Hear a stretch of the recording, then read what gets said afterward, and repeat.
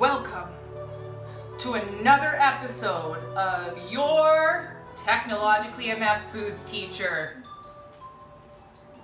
Okay, so today what we're going to be doing here is a wacky cake. All right.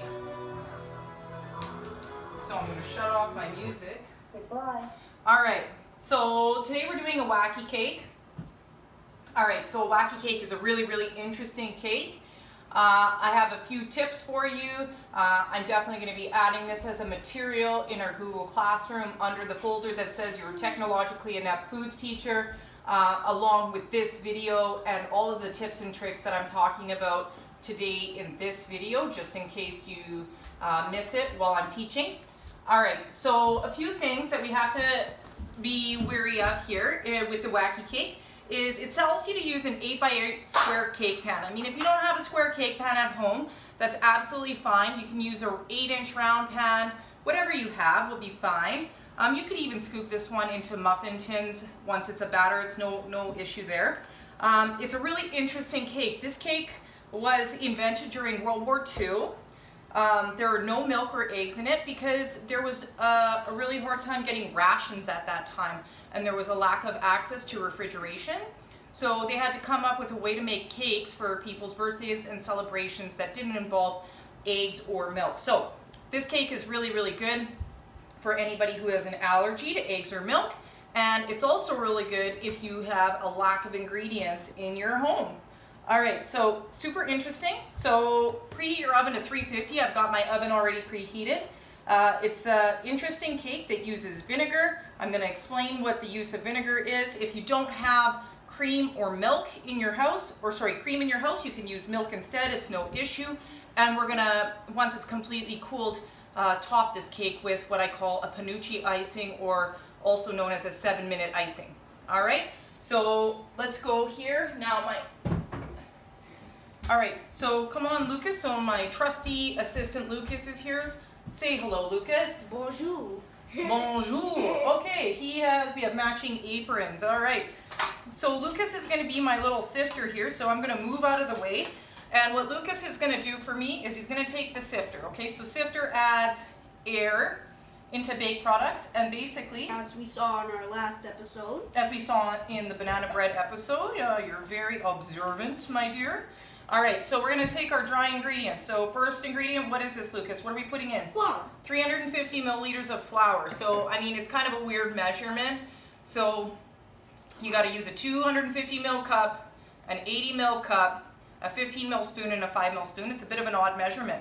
Notice that I'm sifting this directly into my pan that is ungreased, which is one of the cake rules that we're going to break. So this is a very interesting cake for many reasons. Then we're going to sift our sugar into our flour, which is something pretty atypical. So we're going to sift that in there, and as we go, we keep a clean cooking space. All right, what's the next ingredient? Okay, so we've got some nice Dutch press cocoa. You can use no name, you can use fries, cocoa, whatever you have at home would be fine. So cocoa is a flavorant. Let me do it. Like this, just shake it to the side like that. There you go. So is a flavorant, but on its own, it is not sweet at all. It is unsweetened.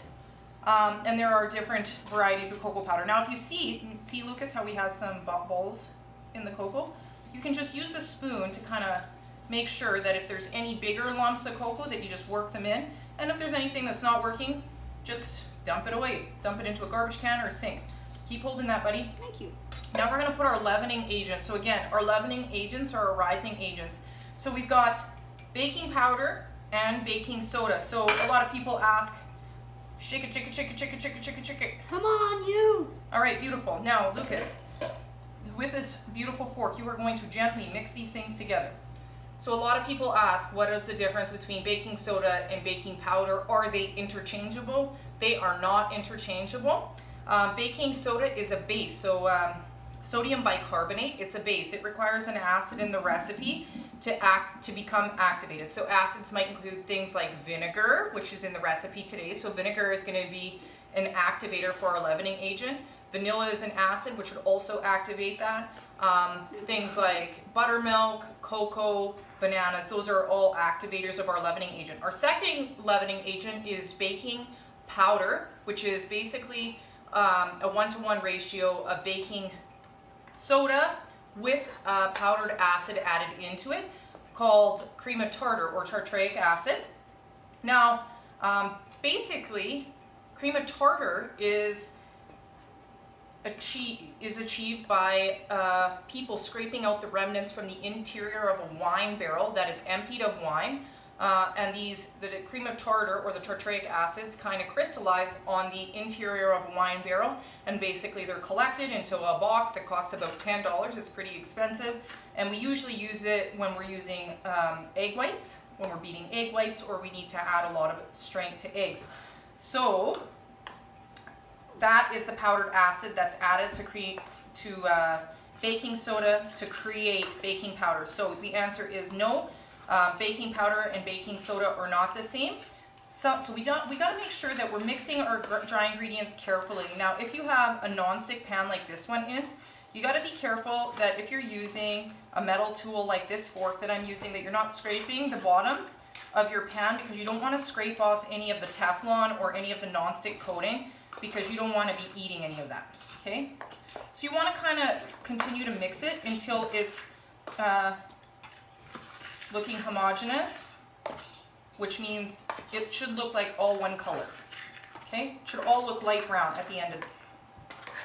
It kind of looks like a lightish brownish. It is starting to look like a lightish brownish, okay? More like then you can just shake it around there, mix everything nicely together, okay? Great. So it's kind of getting there.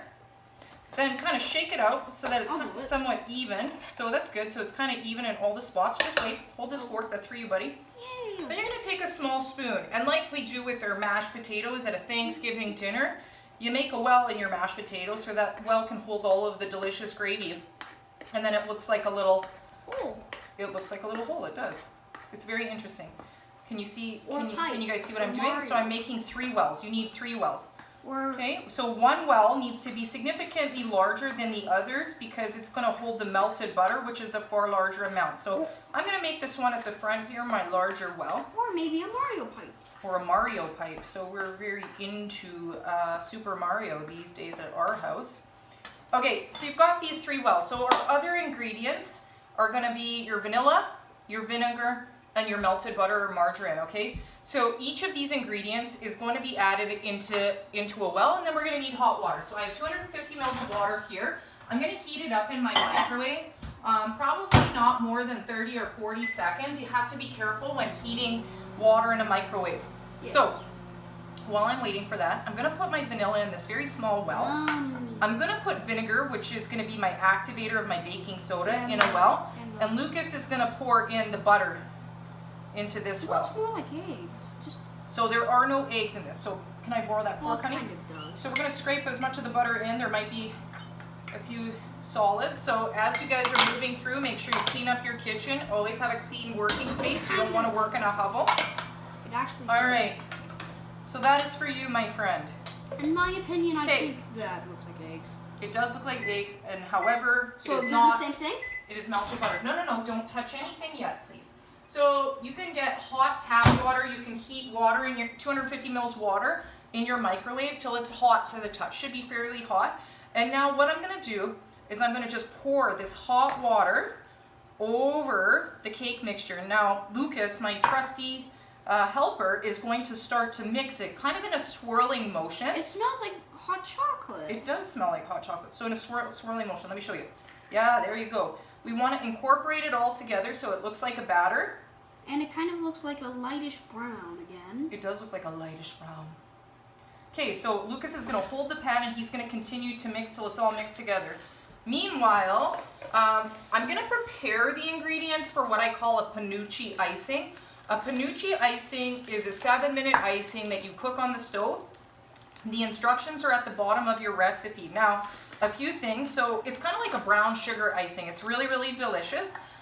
So it tells you to add cream. So if you have coffee cream, half and half cream, non-fat cream, heavy cream, or if you don't have cream at all and you just have milk, you could totally substitute that, or evaporated milk. You could use many things in place of the cream.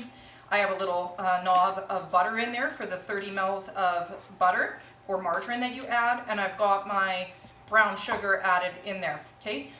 Once this cake is cooled, this has to be completely cooled in the pan, then you start to make this icing, and we'll come back to that for the second part of this video.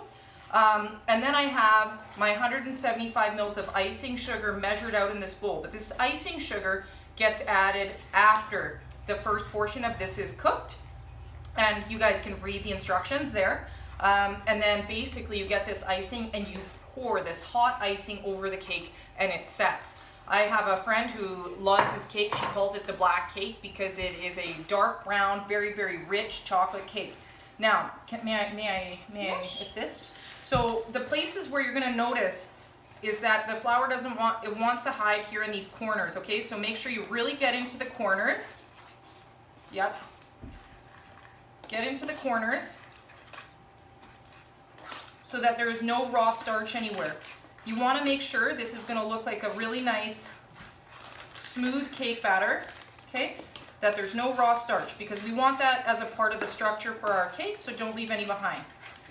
All right. So you're going to place this on the middle rack of a 350-degree oven. I'm thinking that the cooking time is probably going to be somewhere between 30 to 40 minutes. Now remember, as the rules go with cakes, we never open the oven door during baking. You must let 80% of the cooking time elapse before you can open the oven door for a cake. Now, as with all cakes, the checking for doneness is exactly the same with this cake. It's going to be either an angel touch, where you gently put your hands flat into the oven, touch the top of the cake. If a fingerprint is left behind, then that's going to indicate that you're going to need 3 to 5 minutes more. If there is no fingerprint and the cake bounces back, that's one indicator. Another indicator is going to be, of course, the clean toothpick comes out of the cake.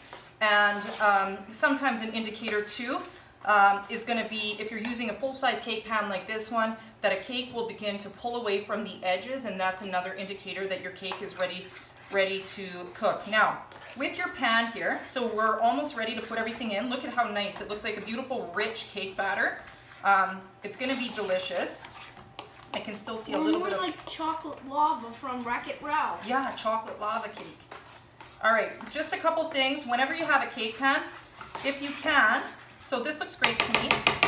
Now, I'm going to do one last thing before I put it into the oven, and that's going to be, you always want to clean the edges of your cake pan, because all of this, I'm just going to do it here, buddy. All of these things, anything that's on the edge is going to burn, okay?